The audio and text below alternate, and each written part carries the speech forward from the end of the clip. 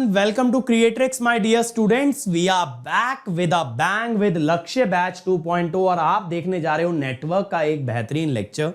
But before we start, it is very important that I introduce myself for the students that are meeting me for the first time. Dear students, my name is Ankit Goyal. I got All India Rank 1 twice in GATE in 2014 and 2018. I was awarded gold medal by President of India himself in the year 2013 when I graduated from IIT. Till date, I have trained over 2 lakh students and currently I am working as a director at an academy for the GATE department. अब मेरे सभी बच्चे मेरे बारे में ये सारी बातें जानते हैं, लेकिन मैं कहता हूं बेटा सबसे इंपॉर्टेंट बात क्या है? इंपॉर्टेंट बात यह है बेटा कि आप लोग के लिए अनअकैडमी जितने ज्यादा से ज्यादा हो सकता है फ्री इनिशिएटिव लेके आता है और ये मेक श्योर करता है कि हमारे बच्चे हर कंपटीशन में सबसे आगे रहें. इसी डायरेक्शन में है ये लक्ष्य बैच 2.0 जो कि आपको आपके लक्ष्य तक पहुंचाएगा, आपको आपका टारगेट हिट करने में मदद करेगा, दैट इज गेट 2023. और देखो इसी तरह के फ्री सेशंस आपके लिए और भी अवेलेबल हैं. आपको बस इस लिंक पे जाना है और यहां पे ना ढेर सारे प्रैक्टिस क्वेश्चन है. अगर आप इस लिंक पे जाओगे ना, आपको ना यहां पे कंसेप्ट थ्रू क्वेश्चन में नेटवर्क का क्वेश्चन प्रैक्टिस मिलेगा. गेट PYQ बाय AIR 1 में आपको नेटवर्क के PYQs मिलेंगे इलेक्ट्रिकल और ECE के. तो अगर आप इस सीरीज के साथ ये दोनों सीरीज भी फॉलो करते हो तो आपसे नेटवर्क का कोई क्वेश्चन नहीं बचेगा, दैट इज अ गारंटी. तो देखो आज से हम नया चैप्टर स्टार्ट कर रहे हैं जिस चैप्टर का नाम है नेटवर्क थ्योरम्स. ठीक है सर, ये नेटवर्क थ्योरम क्या होता है? अब देखो जैसे बचपन में हम लोग मैथ्स के अंदर थ्योरम्स पढ़ते हैं, वो मैथ्स के अंदर थ्योरम्स क्या करती हैं? हमारे लिए एनालिसिस को सिंप्लीफाई करती हैं, हमें कुछ ऐसे डायरेक्ट मेथड बताती हैं कि अगर ऐसा दिखे तो ऐसा भी हो सकता है.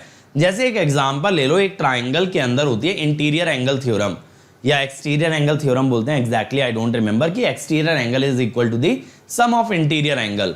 तो इस तरह की थ्योरम्स हमारे लिए क्या करती हैं? थोड़ी सी लाइफ को इजी कर देती हैं. We are able to derive certain parameter without much effort. Same चीज नेटवर्क थ्योरम्स करती हैं, नेटवर्क के एनालिसिस को सिंप्लीफाई करती हैं, आपको कुछ ऐसे मेथड सिखाती हैं जिससे कि कोई भी नेटवर्क में करंट, वोल्टेज, पावर, ये सब चीजें निकालना आपके लिए आसान हो जाए. जैसे एक एग्जांपल के तौर पे ले लो सोर्स ट्रांसफॉर्मेशन. सोर्स ट्रांसफॉर्मेशन एक ऐसी टेक्निक है जो बहुत जगह हमारे लिए जिंदगी को आसान करती है. इसी तरह से नेटवर्क थ्योरम्स के अंदर भी बहुत सारे ऐसे रूल्स होते हैं जिसको अगर आप एक नेटवर्क पे अप्लाई करोगे then your life will be easy. लेकिन बेटा ये ध्यान रखना होगा कि कौन से रूल का क्या एक्सेप्शन है, कहां कोई रूल लग सकता है और कहां कोई रूल नहीं अप्लाई करना है. इस चीज को ध्यान में रखते हुए चलेंगे तभी ये थ्योरम्स को अप्लाई कर पाएंगे. तो सबसे पहले सब लोग एक स्टेटमेंट नोट डाउन करेंगे. Network theorems are a set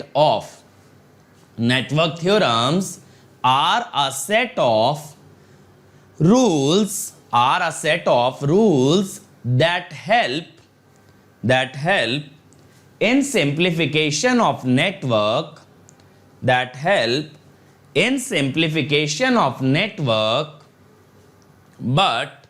but these rules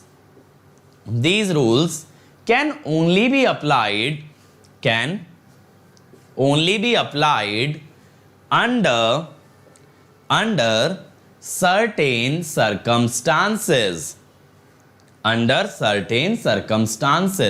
हमेशा मत लगाना, कभी कभी लग सकते हैं डिपेंडिंग अपॉन द नेटवर्क. अब देखो इस चैप्टर के अंदर मैं आपको अलग अलग थ्योरम्स कवर कराऊंगा जैसे superposition, Thevenin, Norton, maximum power transfer. ये तो है आपकी गेट के अंदर. तो गेट के अंदर कौन कौन सी थ्योरम आएंगी बेटा आपकी? सबसे पहले शुरुआत होगी सुपरपोजिशन से. तो देखो आज का लेक्चर ज्यादा लंबा नहीं रहेगा क्योंकि सुपरपोजिशन थ्योरम में ना ज्यादा थ्योरी नहीं है इसके अंदर, लेकिन मैं आपको क्वेश्चंस लगवाऊंगा आज, है ना. फिर दूसरा थेवेनिन एंड नॉर्टन वाला पार्ट हम कल से स्टार्ट करेंगे. ठीक है, थेवेनिन एंड नॉर्टन थ्योरम. फिर मैक्सिमम पावर ट्रांसफर थ्योरम। ये जो 4 थ्योरम है ना, तुम्हें दिख 3 रही हैं, लेकिन थेवेनिन और नॉर्टन अलग अलग हैं, साथ में पढ़ी जाती हैं क्योंकि काफी 90% इनके अंदर चीजें कॉमन है। ये सारी आपकी गेट में इंक्लूडेड है, ठीक है। अब इसके अलावा की जो थ्योरम्स हैं, जैसे कि सर कौन सी थ्योरम, टेलीगेंस थ्योरम, ठीक है, फिर रेसिप्रोसिटी थ्योरम, काफी सारी थ्योरम होती हैं जो गेट के सिलेबस से बाहर होती हैं, बट वो भी हम कवर करेंगे, don't worry. Compensation theorem,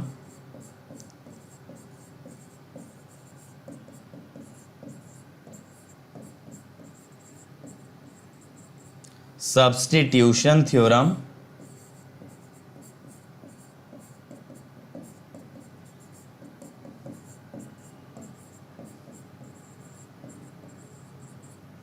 Millman's theorem.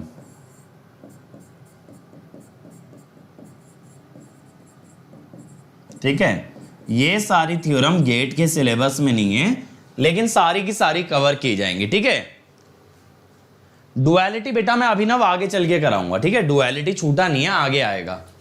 तो ये सारी थ्योरम्स हम लोग कवर करेंगे, वेदर और not they are in GATE syllabus, और सारी चीजों पे हम ज्यादा से ज्यादा क्वेश्चन देखेंगे ताकि आपका इन सब पे कमांड बन पाए। तो यार देखो, ये जो सब चीजें हैं ना, ये थ्योरी से नहीं बनेंगे, इनके अंदर हमें न्यूमेरिकल करना ही पड़ेगा, तभी आपके ये सब चीजों पे कमांड आएगा। थैंक यू बेटा अवनीश, अगर आपको मदद हो रही है लेक्चर्स से। हमेशा विजन यही रहता है कि कोई भी कोर्स क्रिएट करें तो बच्चे का जिस भी एग्जाम में वो सब्जेक्ट आए वो क्रैक हो जाए, ठीक है। चलो न्यूमेरिकल थोड़ा ज्यादा करा देना नितिन बेटा, न्यूमेरिकल में बच्चे आते कहाँ हैं बताओ, गायब हो जाते हैं। चलो शुरू करते हैं, इस सब डिस्कशन पे नहीं जाते, तुम लोग भटका देते हो दिमाग। चलो पहली थ्योरम जो आज का हमारा टाइटल भी है, सुपरपोजिशन थ्योरम।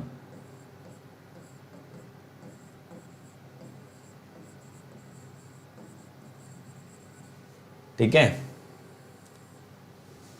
अब देखो सुपरपोजिशन थ्योरम, सुपरपोजिशन का क्या मतलब है, सुपर इंपोज करना, किसी एक चीज को दूसरी चीज पे जब सुपर इंपोज करते हैं that is called as superposition. Super impose का क्या मतलब है, जैसे एक ऐसा एग्जांपल मान लो कि आपके घर है, घर के अंदर आपकी वॉल पे पिंक कलर का पेंट है, आपने उस पे व्हाइट वॉश करा दिया, तो आपने पिंक कलर पे सुपर इंपोज कराया व्हाइट कलर को।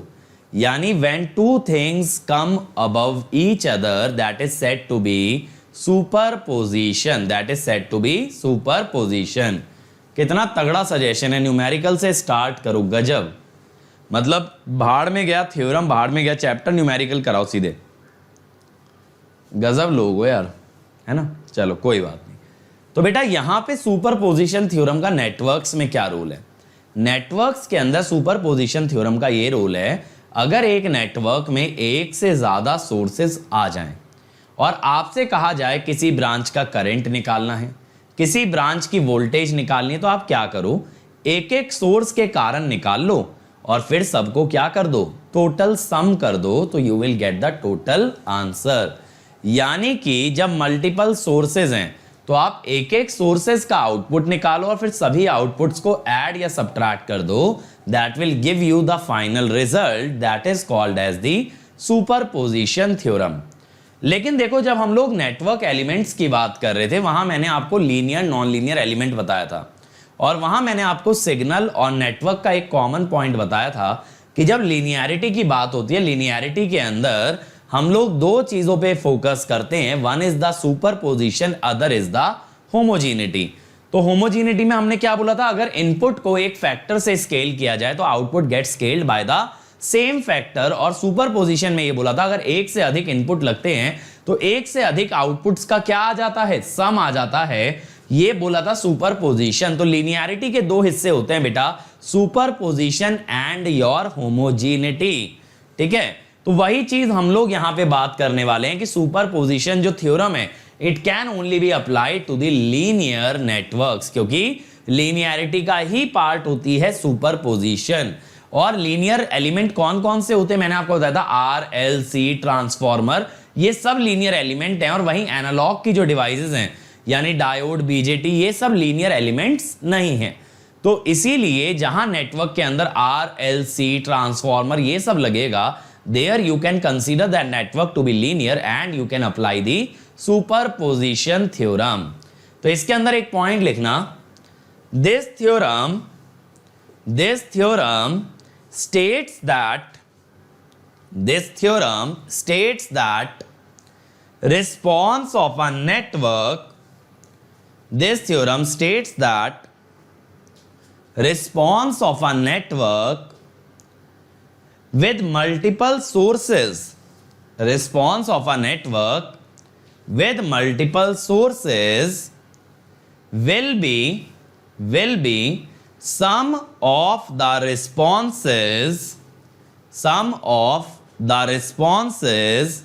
due to each source। ये बात क्लियर हो गई? Sum of the responses due to each source, हर सोर्स की वजह से ऐड कर लो, आपको टोटल रिस्पॉन्स मिल जाएगा। ठीक है, अब अगला पॉइंट ये लिखना, this theorem can only be applied to a linear bilateral network. ठीक है, नेटवर्क लीनियर भी होना चाहिए, बाइलेटरल भी होना चाहिए। मैंने आपको बताया था ना, जो लीनियर होते हैं वो बाय डिफॉल्ट बाइलेटरल तो होते ही हैं, लीनियरिटी में ऐसा कभी नहीं हो सकता that it is not bilateral. Bilateral का एक सबसेट है लीनियर एलिमेंट, क्योंकि बाइलेटरल कौन सा था, जिसका फर्स्ट और थर्ड क्वाड्रेंट में कैरेक्टरिस्टिक सेम आता है, और लीनियर कौन सा था, जिसकी कैरेक्टरिस्टिक एक स्ट्रेट लाइन आती है पासिंग थ्रू ओरिजिन। अगर एक स्ट्रेट लाइन ओरिजिन से पास हो रही है तो बाय डिफॉल्ट फर्स्ट और थर्ड क्वाड्रेंट में आइडेंटिकल है, तो it is by default bilateral. ये चीज अगर आप मेरा देखोगे क्लासिफिकेशन ऑफ नेटवर्क एलिमेंट, उसमें काफी अच्छे से मैंने बताया है, all bilateral elements are linear, sorry, all linear elements are bilateral but not vice versa। अब एक पॉइंट और लिखना, we can find linear parameters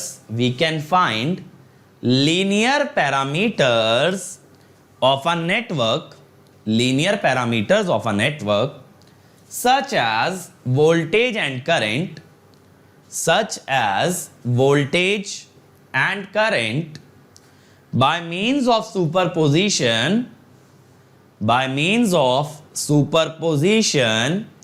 but not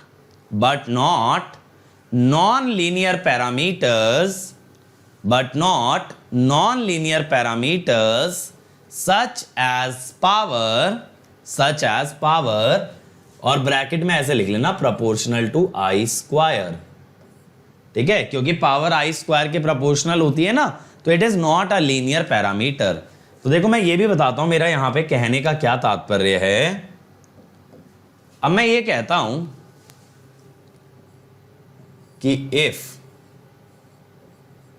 source V1, तो मैं कहता हूं कि पावर है आपकी suppose P1 is equal to 10 watt. अब मैं कहता हूं एक और सोर्स है V2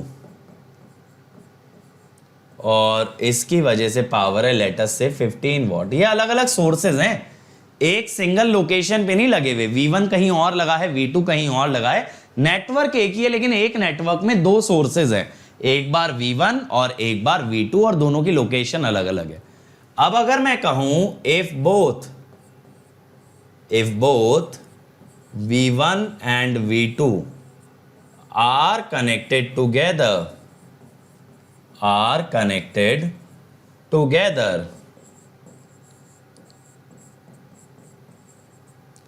तो पावर जो होगी ना उसको ऐसे मत कर देना 10 + 15, ठीक है, दैट इज रॉन्ग। पावर में ऐसा सुपर पोजिशन मत लगाना। देखो मैं आपको ना एक बेसिक रफ डायग्राम से समझा भी देता हूं, कहने का मतलब क्या है मेरा। देखो ये कोई नेटवर्क है, ठीक है। इस नेटवर्क में ये लोड रेजिस्टेंस है जिसमें हम बात कर रहे हैं पावर की। इस पोर्ट पे हम बात कर रहे हैं V1 की, यहां पे हमने V1 लगा रखा है और कोई और दो टर्मिनल पे हमने लगा रखा है V2। तो मैंने आपको इंडिविजुअल सोर्सेस की वजह से पावर दे दिया। मैं कह रहा हूं अगर दोनों लगे हो तब क्या होगा बेटा, दोनों लगे हो तब पावर को डायरेक्टली ऐड मत कर देना, ये चीज गलत हो जाएगी, ठीक है ना। तो यहां पे हम क्या कर रहे हैं, लोड की ही पावर निकाल रहे हैं, एक बार सिर्फ V1 को लेके, एक बार सिर्फ V2 को लेके। लेकिन जब दोनों को साथ में लोगे तो power will not be equal to the sum of the two power. Current add हो सकते हैं, वोल्टेजेस ऐड हो सकती हैं, but not power, because power is not a linear parameter. Power is not a linear parameter. I hope आप लोगों को यह बात समझ आई हो।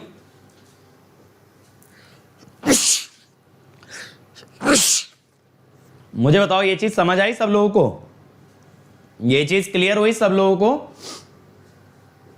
अब देखो जैसा मैंने आपको बताया कि लीनियरिटी दो चीजों से बनी है, एक तो होमोजेनिटी और दूसरा सुपरपोजिशन। तो सुपरपोजिशन का तो ये मतलब हुआ कि एक से अधिक सोर्सेज होते हैं तो हर एक से आप आउटपुट निकाल करके फाइनली एडिशन से टोटल आउटपुट पता कर सकते हो। साथ साथ हम बात कर लेते हैं प्रिंसिपल ऑफ होमोजेनिटी की, ठीक है। हम बात कर लेते हैं यहां पे, ये एग्जाम्पल नोट कर लिया ना सब लोगों ने बढ़िया तरीके से। देखो किसी भी थ्योरम को ना लगाना तो जरूरी है ही, लगाना तो आना चाहिए, लेकिन जहां पता है मैक्सिमम जनता फेल होती है वो उस थ्योरम का एप्लीकेशन नहीं याद रखते कि इसकी लिमिटेशन क्या है। तो बेटा लिमिटेशन हमेशा ध्यान में रखना, क्योंकि क्या होता है आज के टाइम में यार, ये जो छोटे छोटे रूल्स हैं कौन नहीं जानता, हर कोई जानता है कैसे ये थ्योरम अप्लाई होगी, है ना, क्या इसके स्टेप्स फॉलो करने, ये हर बच्चा रट के चला जाता है। लेकिन बच्चे मात वहां खाते हैं जब गेट वाले या कोई भी एग्जामिनेशन इसका एक्सेप्शन दे दे। अब वहां क्या होता है यार, हमें तो इतनी आदत हो गई ना एक रोबोट की तरह क्वेश्चन लगाने की कि हम यही भूल गए कि सर ने इसका लिमिटेशन भी बताया था। तो बेटा ह्यूमंस बनो, रोबोट्स नहीं, है ना। क्वेश्चन लगाने हैं लेकिन क्वेश्चंस के साथ सीखना है, क्वेश्चंस को रट नहीं लेना है। इतने क्वेश्चन मत लगा देना कि मशीन बन जाओ जो कि सोचना ही छोड़ दे। क्वेश्चन आया स्टेप 1 2 3 4 5, स्टेप 1 2 3 4 5, वो नहीं बनना है। आपको क्या बनना है, क्वेश्चंस को प्रोसेस करना है, ताकि जब नए क्वेश्चन भी कभी फेस करो तो उनको बढ़िया तरीके से टैकल कर पाओ। अब इसी बात पे प्रिंसिपल ऑफ होमोजेनिटी का स्टेटमेंट लिखो। This principle states that, this principle states that if the source in a network, if the source in a network is scaled by a factor of c, if the source in a network is scaled by a factor of c, then the response of the network, then the response of the network is also scaled, then the response of the network is also scaled by the same factor, is also scaled by the same factor। अब देखो इसका क्या मतलब है यार, देखो जैसे अभी मैं कोई नेटवर्क ड्रॉ नहीं कर रहा हूं, मैं नेटवर्क को ना एक ब्लैक बॉक्स से रिप्रेजेंट कर रहा हूं। ये एक आपका ना लीनियर नेटवर्क है।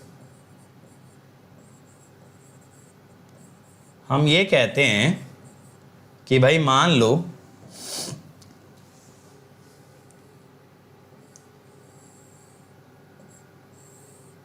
हम लोग यहां पे ना 10 वोल्ट का सोर्स लगा दिए,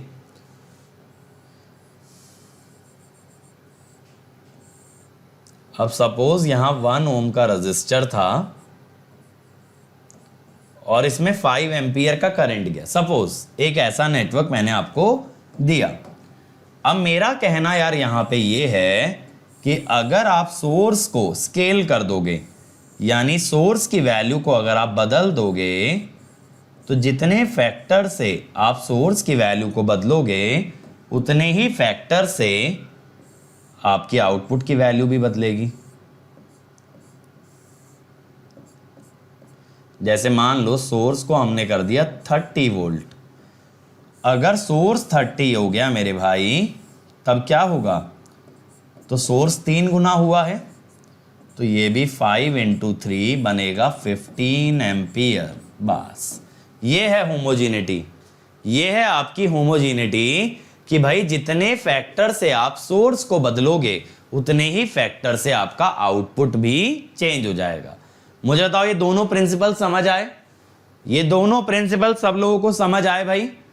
एक प्रिंसिपल क्या कह रहा है कि अगर एक से अधिक सोर्स हैं तो हर एक का आउटपुट निकाल लो, सबको ऐड कर लो, टोटल आउटपुट मिल जाएगा। लेकिन क्या निकालने के काम में आएगा? वोल्टेज और करंट। पावर में ऐसा नहीं होगा। सेम चीज यहां पे हम लोग कह रहे हैं कि भाई अगर सोर्स को एक बार एक फैक्टर से स्केल किया तो आउटपुट भी उतने ही फैक्टर से स्केल होगा, लेकिन ये भी सिर्फ किस पे चलेगा?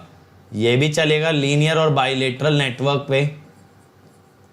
ठीक है, ये भी किस पे चलेगा? लीनियर और बाइलेटरल नेटवर्क पे।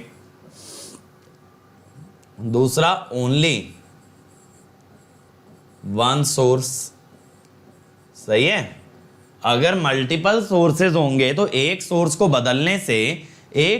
बदलने से आपका आउटपुट चेंज नहीं होगा। आउटपुट मतलब चेंज तो होगा, लेकिन डायरेक्टली उतने ही रेशो में नहीं स्केल होगा। मान लो यहां पे एक और सोर्स लगा होता 5 वोल्ट का और वो 5 का ही रह जाता, तब आप ये डायरेक्ट प्रोपोर्शनैलिटी नहीं लगा सकते थे। सही है, तो अगर एक ही सोर्स होगा ना तब ऐसी प्रोपोर्शनैलिटी लगेगी, या तो फिर सारे के सारे सोर्स सेम फैक्टर से स्केल हों, otherwise all sources scaled by same factor. या तो सारे ही यार एक ही फैक्टर से स्केल हो गए रहते, मतलब जैसे यहां एक सोर्स 3 गुना बना, अगर 2 सोर्सेज होते तो दोनों अगर 3-3 गुना हो जाते तो आउटपुट भी क्या हो जाता? 3 टाइम्स हो जाता। ठीक है, तो तब एक बात अलग आ जाती। लेकिन अगर एक ही सोर्स है या मल्टीपल सोर्स है, मल्टीपल सोर्स में सबको स्केल करो, अदरवाइज एक ही सोर्स पे चल पाएगा। लेकिन आप ये बोलो सर एक सोर्स तो मैंने डबल कर दिया और एक को एज इट इज रखा, तब आप नहीं बता पाओगे कि रिस्पॉन्स में कितना फैक्टर बनेगा, ये नहीं बता पाओगे। ठीक है, और दूसरी चीज, can only be used to determine, can only B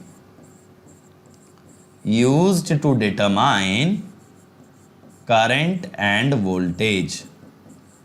ठीक है, करंट और वोल्टेज निकालने के काम में आ सकता है, पावर में नहीं, है ना, पावर में गड़बड़ हो जाएगी। तो करंट और वोल्टेज डायरेक्टली एक ही फैक्टर से स्केल हो जाएंगे। शशांक बेटा अगर लोड को भी आप स्केल कर दोगे तो फिर आप नहीं बता सकते कि क्या आउटपुट आएगा। दूसरा, अगर -5 और -15 वोल्ट होता तो मतलब मैं समझा नहीं। दूसरा, अगर -5 होता तो -½ से मल्टीप्लाई करते, -15 होता तो -1.5 से मल्टीप्लाई करते। जिस फैक्टर से सोर्स को स्केल कर रहे हो दैट कैन बी नेगेटिव, उसमें कोई दिक्कत की बात नहीं है ना। तो ये जो फैक्टर आपने 3 का निकाला, ये फ्रैक्शन भी हो सकता है, ये नेगेटिव भी हो सकता है, चलेगा। लेकिन the point is source must only be 1। यानी ये जो अंदर वाला नेटवर्क है ना लीनियर, ये नेटवर्क पैसिव भी है, यानी इसमें अंदर और कोई सोर्स नहीं छुपा है। समझे मेरी बात? This network is passive linear network. इसके अंदर अगर और कोई सोर्स होगा तो ऐसी डायरेक्ट प्रोपोर्शनैलिटी नहीं लगेगी। तो ये वाला चाहे तो पॉइंट लिख लेना। सेकंड सोर्स बेटा कर सकता है ना, लेकिन मुझे पता थोड़ी है क्या करेगा इस बक्से के अंदर क्या है। मैं जानता थोड़ी हूं सेकंड सोर्स क्या करेगा क्या नहीं करेगा, आई डोंट नो। मैं यही तो कह रहा हूं, ऐसे कोई डायरेक्टली नहीं कह सकते जो कि हर नेटवर्क पे चल जाए। थ्योरम या रूल वो होता है जो हर जगह एप्लीकेबल हो जाए। अगर एक नेटवर्क में डबल हो रहा है, एक में 3 टाइम्स आ रहा है, तो आप ये नहीं कह सकते ना कि एक पर्टिकुलर फैक्टर से हर नेटवर्क के अंदर स्केलिंग आएगी। ठीक है, we don't know what is going to happen, anything can happen. अब ये वाला पॉइंट लिख लेना यार। To apply homogeneity theorem, to apply homogeneity theorem, in a network containing multiple sources, in a network containing multiple sources, then all the sources, to apply homogeneity theorem in a network containing multiple sources, then all the sources must be scaled. All the sources must be scaled by the same factor. By the same factor, then only output gets scaled. Then only output gets scaled by that factor. Then only output gets scaled by that factor. ठीक है, चमक गया बढ़िया तरीके से। चलो आगे चलें। ये दोनों थ्योरम समझ आई ना भाई, होमोजीनिटी और सुपरपोजिशन। अब देखो, अगर हम ये कह दें ना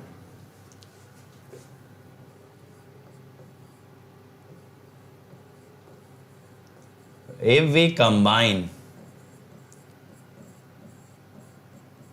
both rules, तो हम ये कह सकते हैं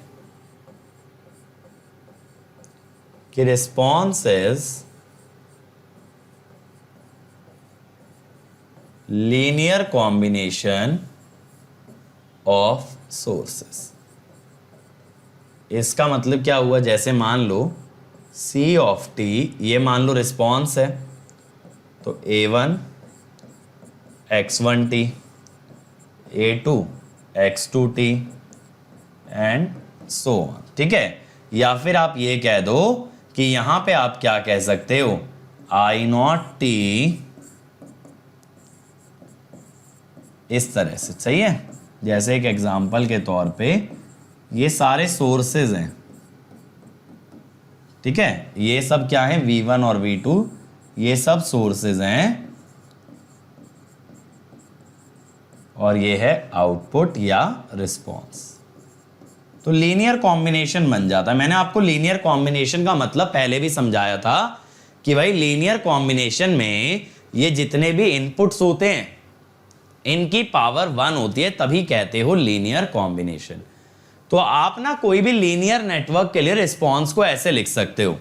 आप कोई भी लीनियर नेटवर्क के लिए रिस्पॉन्स को डायरेक्टली ऐसे लिख सकते हो, जहां ये जो A1 A2 हैं, these are arbitrary constants.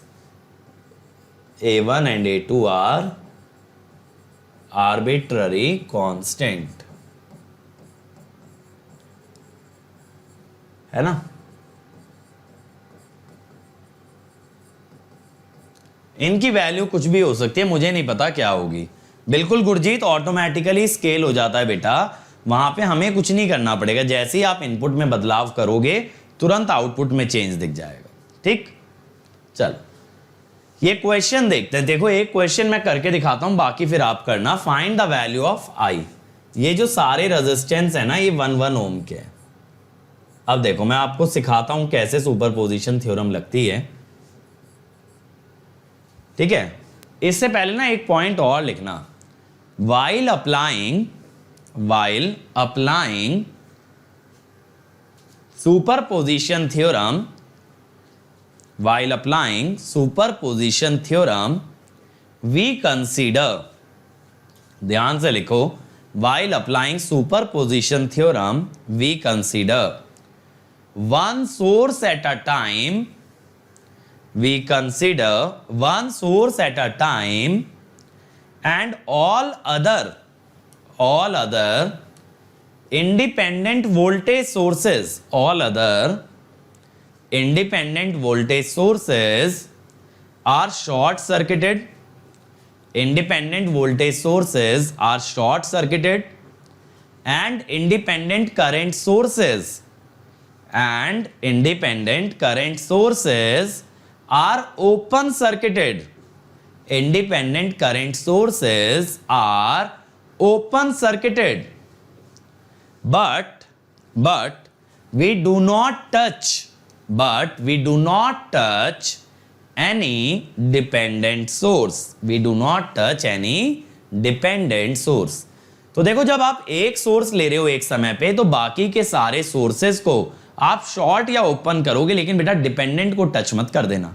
Independent के साथ करना है जो करना है। डिपेंडेंट आपका हर स्टेप में प्रेजेंट रहेगा, चाहे आप 4 बार में आंसर निकालो, 5 बार में निकालो। जैसे मान लो 5 इंडिपेंडेंट सोर्स हैं, एक एक करके 5 बार सॉल्व करना पड़ेगा, बट डिपेंडेंट सोर्स जो है वो पांचों के अंदर प्रेजेंट रहेगा। डिपेंडेंट ना तो हटाना है ना तो लगाना है, वो लगा रहेगा जैसे लगा आया था। अब देखो यहां आई पूछा है ये करंट, तो पहले मैं कंसीडर करता हूं ओनली 1 एम्पियर सोर्स। पहले सिर्फ क्या लेता हूं, 1 एम्पियर वाला सोर्स। तो बेटा अगर आप 1 एम्पियर वाला सोर्स ले रहे हो, इसके अलावा जो दूसरा सोर्स है वो कैसा है, वो है वोल्टेज सोर्स। अगर वो वोल्टेज सोर्स है तो उसे क्या कर दोगे, शॉर्ट। उसे क्या कर दोगे भाई, शॉर्ट।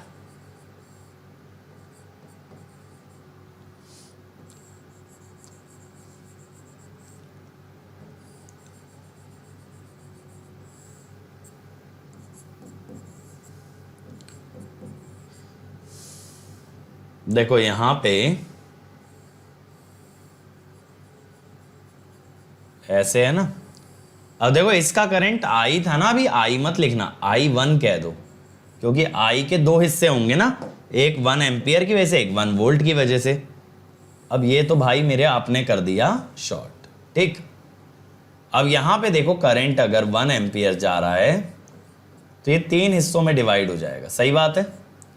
अगर मैं यहां पे नोडल लगा लूं, मान लो कि मैं इसको ग्राउंड मान लेता हूं, ये वाला नोड मैंने मान लिया V1, ये भी हो गया ग्राउंड, ये मान लो V2, ठीक। अब जरा देखो V1 वाले नोड पे लगाते हैं, 1 एम्पियर इज इनकमिंग, V1/1, फिर V1/1, V1 minus V2/1,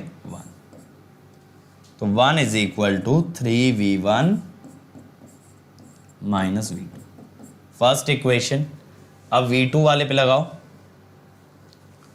V2/1 ये वाला करंट, फिर V2/1, फिर ये वाला करंट V2 माइनस V1/1, तो V1 इज एक्चुअली 3V2, ठीक है। V1 is 3V2। अब ये चीज देखो, V1 इज 3V2 और 3V1 माइनस V2 इज 1, तो 9V1, sorry 3V1 9V2, 9V2 minus V2, तो V2 कितना आया 1/8, तो V1 कितना आया 3/8। अब यहां से आप I1 बता सकते हो ना डायरेक्टली, 3/8 माइनस 1/8/1, 2/8 यानी 0.25। ये तो आया देखो पहला इटरेशन, पहला सॉल्यूशन, ठीक है। अब इसके बाद आपको क्या करना है, इस बार आपको सिर्फ वोल्टेज सोर्स लेना है ओनली। समझ आ रहा है ना कैसे करना है। जब आप सिर्फ वोल्टेज सोर्स लोगे मेरे भाई, तो आप करंट सोर्स को ना ऐसे ओपन कर दोगे, ठीक है।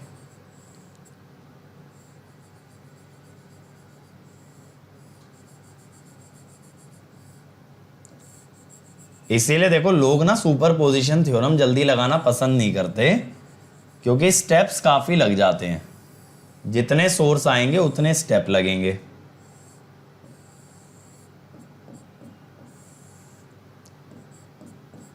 लेकिन इस थ्योरम का जो ज़्यादा महत्व है ना, वो एसी सर्किट में है, क्योंकि एसी सर्किट में जब अलग अलग फ्रीक्वेंसी के सोर्सेज आते हैं तब इसको लगाना ज़रूरी हो जाता है, उसके बिना काम होगा नहीं, है ना।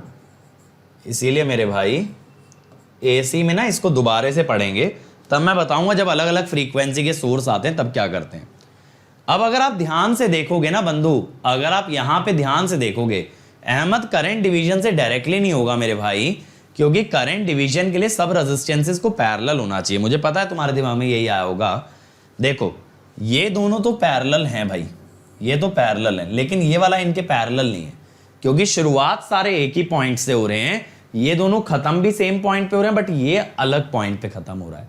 पैरेलल कनेक्शन के लिए क्या चाहिए होता है, both the terminal must be common, that means resistance एक ही पॉइंट से सारे शुरू हो और एक ही पॉइंट पे सारे टर्मिनेट हो।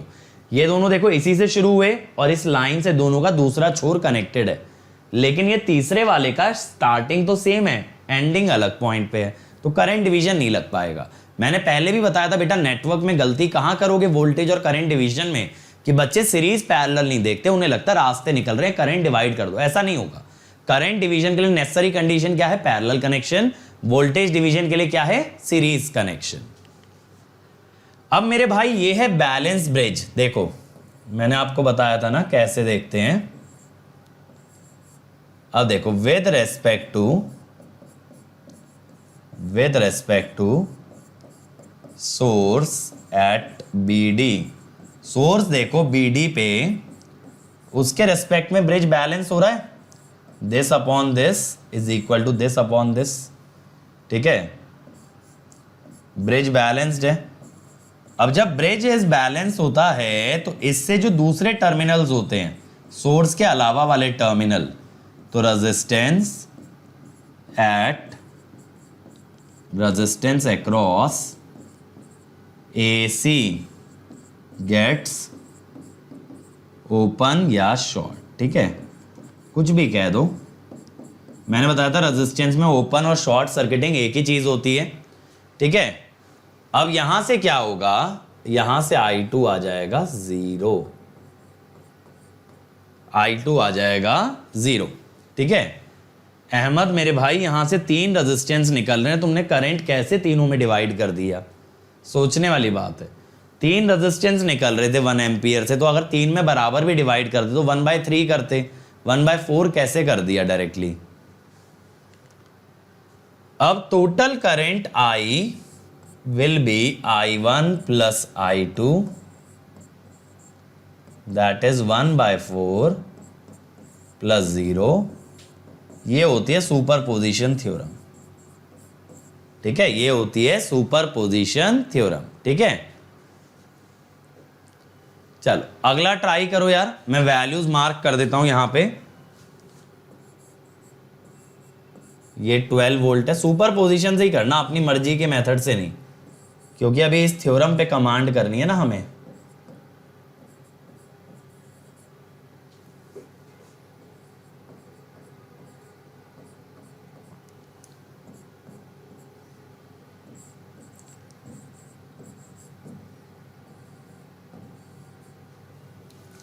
अब यहां पे I आपको बताना है, ठीक है। चलो बनाओ फटाफट।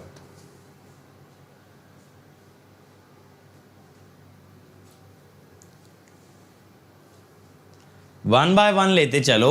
सबसे पहले निकालो यार ड्यू टू 12 वोल्ट सोर्स। सबसे पहले आप मुझे निकाल के बताओ, ओनली 12 वोल्ट सोर्स के कारण क्या होगा, ठीक है। 1 बाय 1 निकालते चलेंगे। पहला मुझे आंसर चाहिए कि अगर सिर्फ और सिर्फ 12 वोल्ट वाला सोर्स लूं तब क्या आउटकम आने वाला है।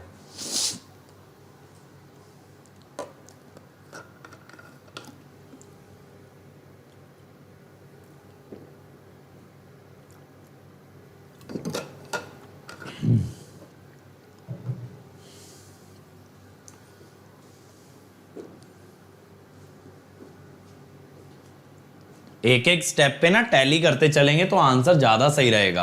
अगर एक ही बार फाइनल बताओगे, फिर किसी बच्चे का बीच में गड़बड़ हुआ तो पता ही नहीं लग पाएगा गलती हुई कहाँ पे।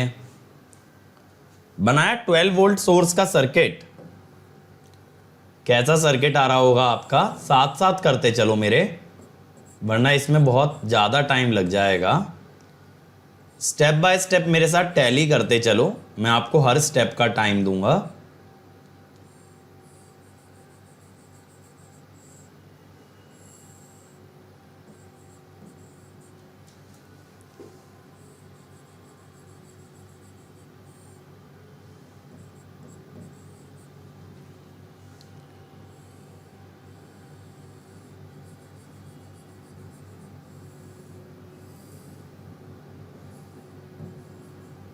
ठीक है, ये हो गया।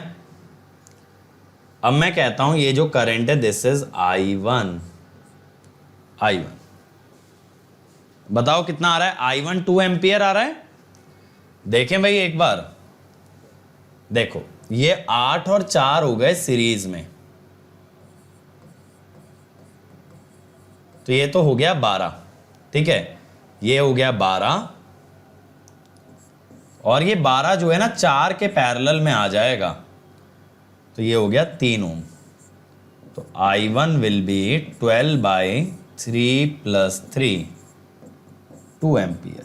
बहुत ही बढ़िया। देखो ये 12 आया, ये 12 जो है ना इन दो टर्मिनल्स पे कनेक्टेड रहेगा, तो 4 के पैरेलल आ गया, 4 के पैरेलल आ गया, 4 और 12 मिलके बना 3, फिर 3 और 3 सीरीज में 6। ये तो सही है। I1 तो 2 है। अब आप लो 24 वोल्ट वाला सोर्स भाई, अब आप लो सिर्फ 24 वोल्ट वाला सोर्स। ठीक है, मुझे बताओ 24 वोल्ट वाले सोर्स से क्या होगा?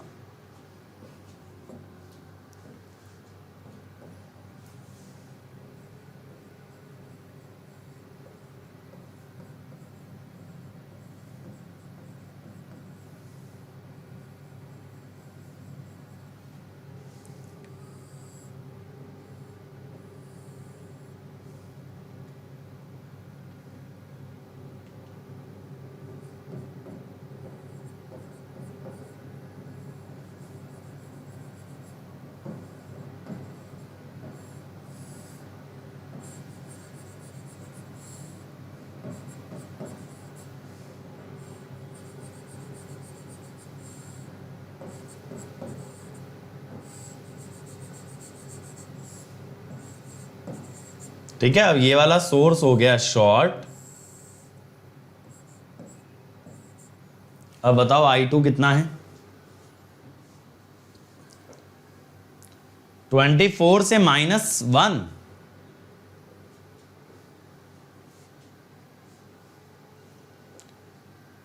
तो मुबारक 1 ओम में से ही तो करंट बेटा 0 जाएगा, और किस में से 0 जाएगा बताओ? हमने यही तो बोला है, ये जो ब्रिज सर्किट है ना, इन दोनों टर्मिनल के बीच ही तो ये 1 ओम है, इसी का तो करंट 0 किया है। हम यही तो कहते हैं लाइन ज्वाइनिंग द टर्मिनल्स के परपेंडिकुलर जो रेजिस्टेंस कनेक्टेड हो वो ये है 1 ओम, इसको हटा दो। यही तो बोला है बस। हाँ, सही बनाया ना हमने नेटवर्क। अब देखो ये फिर से यार 8 और 4 तो 12 आएगा ही आएगा, ये तो फिर से 12 ओम आएगा। ठीक है, अब ये जो 12 ओम आएगा, अब की बार ये दोनों जो है ना पैरेलल चले गए हैं, तो हम क्या कहते हैं कि सोर्स से निकलने वाला टोटल करंट अगर IS है, IS क्या होगा? 24/12 + 4 पैरेलल 3। 4 पैरेलल 3 क्या होगा भाई? 12/7। 12 + 12/7 96/7।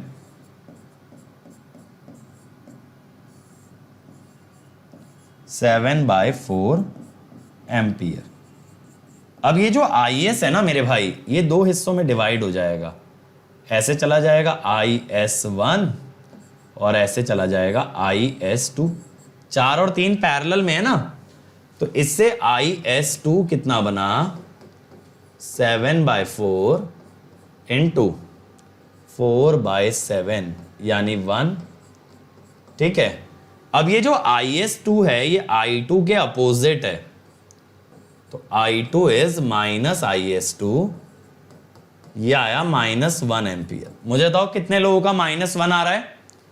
-1 आ रहा है भाई, बहुत सारे बच्चों ने 1 दिया है, लेकिन वैल्यू कितनी आ रही है? -1, है ना।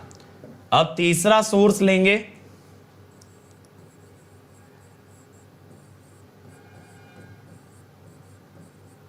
डायरेक्शन भी देखना है भाई, डायरेक्टली करंट ऐड नहीं कर देने। कभी सोच रहे हो कि डायरेक्ट वैल्यू निकालेंगे और ऐड कर देंगे,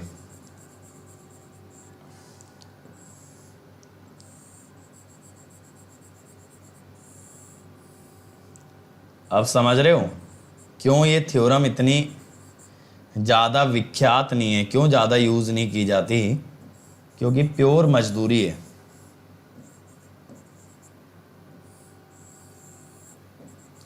आदमी सोचेगा इतनी देर में तो नोडल से डायरेक्ट ही आंसर आ जाता। अब देखो दोनों वोल्टेज सोर्स शॉर्ट कर दिए और करंट सोर्स ले लिया 3 एम्पियर का। अब इसका करंट माना I3। अब देखिए यार I3 के साथ क्या होने वाला है। ये 4 और 3 तो मुझे पैरेलल में दिख रहे हैं, है ना। अब करंट के पास भैया यहां से 2 रास्ते हैं। एक तो 4 ओम वाले रास्ते जाने का रास्ता है। तो देखो मैं ये कहता हूं कि ये दोनों तो पैरेलल है ना,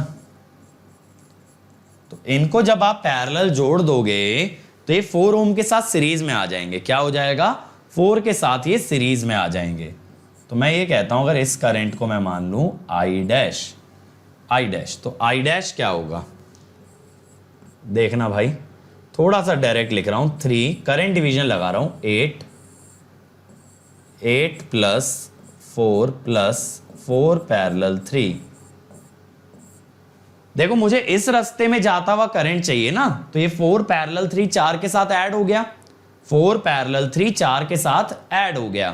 तो इस रास्ते में कितना करंट जा रहा होगा जब करंट डिवीजन लगाओगे? दूसरा रेजिस्टेंस अपॉन टोटल सम, है ना। यही तो मैं कहता हूं अगर I1 निकालना है तो R2 का यूज करते हैं, I2 निकालना है तो R1 का। अब ये कितना आएगा यार? 7/12 प्लस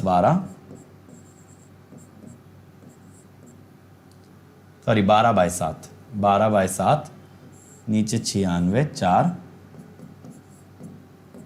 ये भी 7/4 एम्पियर बन रहा है।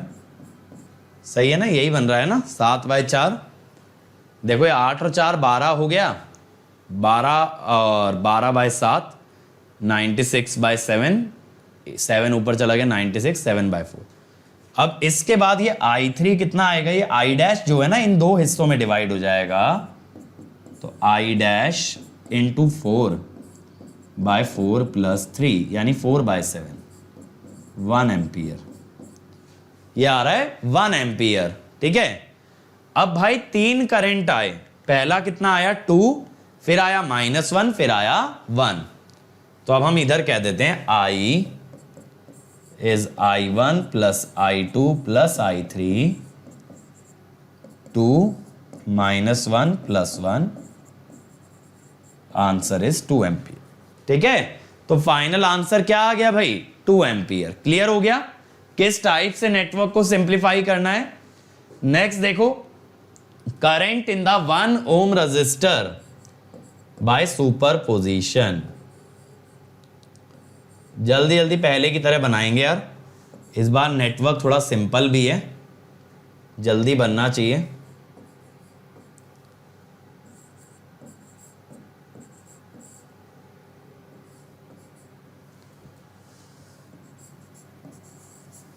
ठीक है, चलो 1 बाय 1 लेते चलना। सबसे पहले आप मुझे निकाल के बताओ only 4 volt source. 4 volt source से आपका कितना रिजल्ट आ रहा है, पहले आप मुझे ये बताएंगे। 4 वोल्ट सोर्स की वजह से क्या आएगा?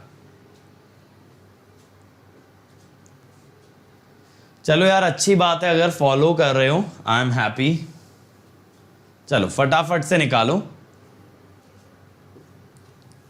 ये 4 वोल्ट सोर्स की वजह से क्या बनेगा?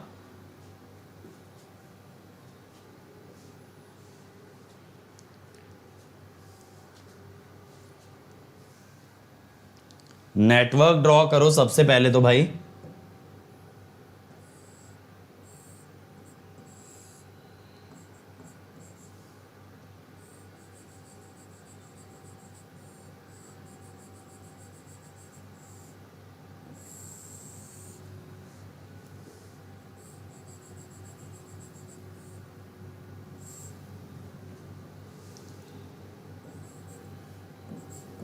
देखो कितना इजी है। मुझे तो लगता है ये वाला करंट तो सबने ही बता दिया होगा कितना आ रहा है। बहुत ही बढ़िया, इसे कहते हैं स्पीड 4/3 एम्पियर। बहुत ही सही। अब मैं कहता हूं 1 एम्पियर का सोर्स लेके निकालो यार।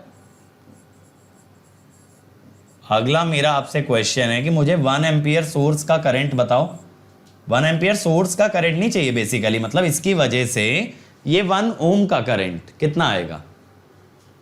चलो निकालो फटाफट। ये 1 एम्पियर सोर्स की वजह से 1 ओम में कितना करंट आने वाला है।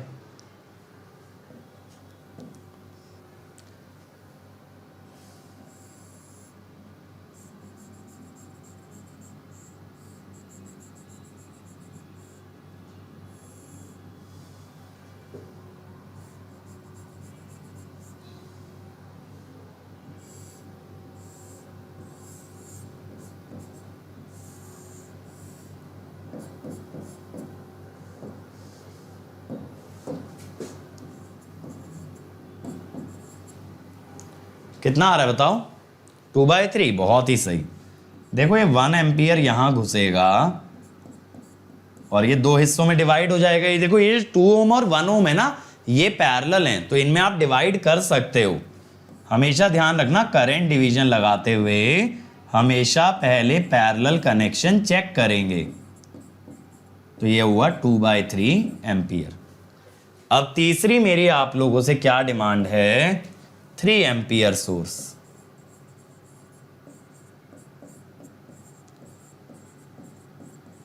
सिर्फ 3 एम्पियर सोर्स अगर लें तो ऊपर वाला करंट सोर्स तो ओपन कर दो भाई, इधर वाला वोल्टेज सोर्स शॉर्ट कर दो।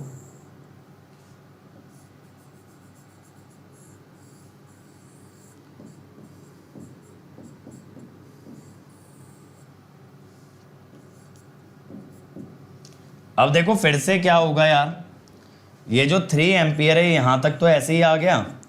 अब ये दो हिस्सों में डिवाइड हो गया आगे 2 और 1 में, तो I3 कितना आएगा।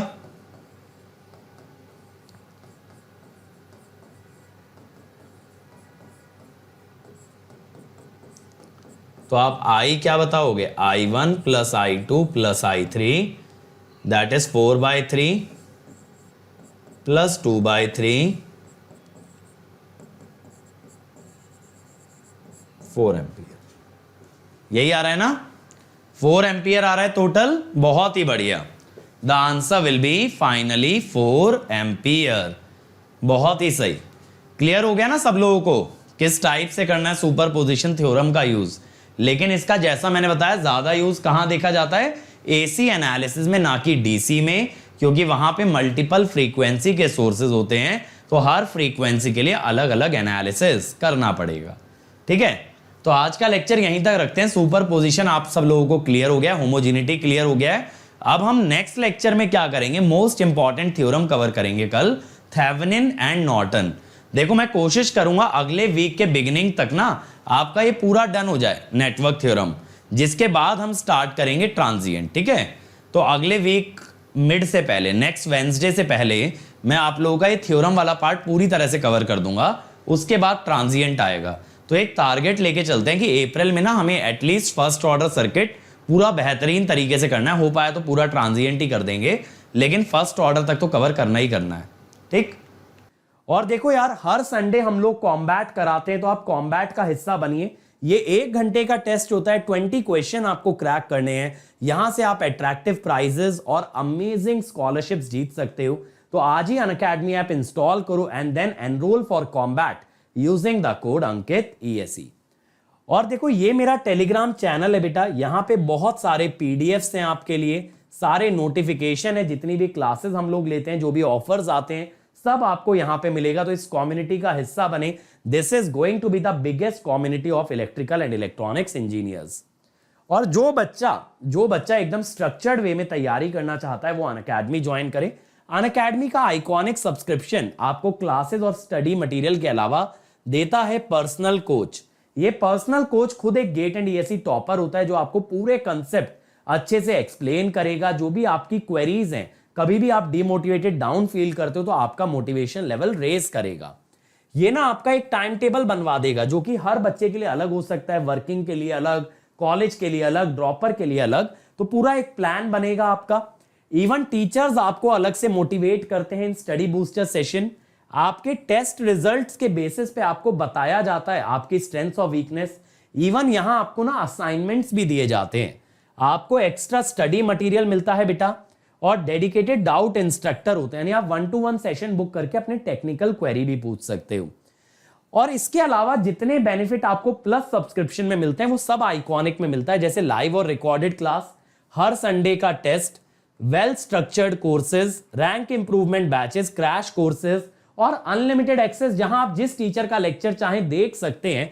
ये प्लस के बेनिफिट आइकॉनिक में भी होंगे, लेकिन आइकॉनिक के बेनिफिट आपको प्लस में नहीं मिलेंगे।